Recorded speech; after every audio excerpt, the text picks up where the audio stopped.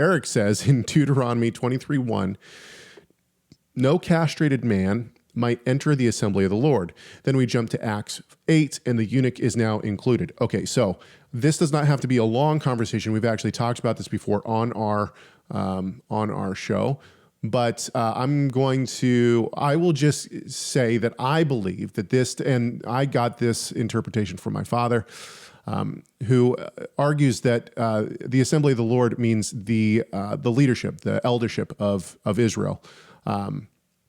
So you wouldn't be able to be part of the governing body, or right. or even necessarily if there is a call to hear what's going on in local communities and things like that, it's going to be a male, someone who doesn't have these defects. In the same way that a priest, sorry, Caleb, I know I'm just plowing over you here.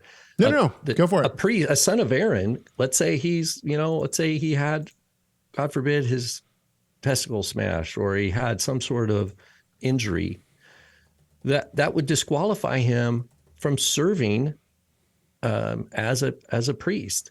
Now it doesn't mean he's kicked out of the community. He still is a son, recognized as a son of Aaron. He still eats the same food. He still eats at the table with all the priests, right? His family isn't cut off or anything like that.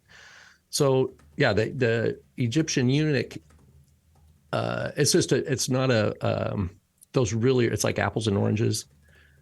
He's not in any position where he's either speaking for a local community, representing them in a council or in a larger legislative body or anything like that. Well, how do we know that this is? There's reasons that people would believe that this is the correct interpretation. For instance, a descendant of a Moabite is not allowed to enter the assembly of the Lord up to the 10th generation. However, we know that people who were of Moabite descent were allowed in the temple, right? Including Yeshua. Yeshua's not a Moabite. Isn't? Oh, you mean like way back? Yeah. Right. Okay. Ruth was a Moabitess, right? Right. And so, I mean, we have the descendants of a Moabite entering the. Well, in that case, so was David, the King David. Exactly. And so the point here is clearly the interpretation of those who were around with a working temple was that descendants of a Moabite were allowed into the temple complex. Right. Now, of course, arguments, don't get me wrong, arguments could be made on the opposite side of things, which would be, well, wasn't David part of the leadership of Israel? And so, I mean, there could certainly be arguments on the other side. However, it seems clear that the Ethiopian is allowed in the temple as well. He goes to the temple, and he is a eunuch.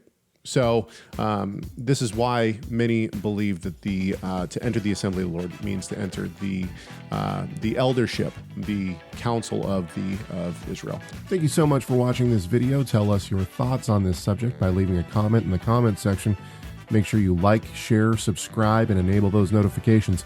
And we'll see you in the next video.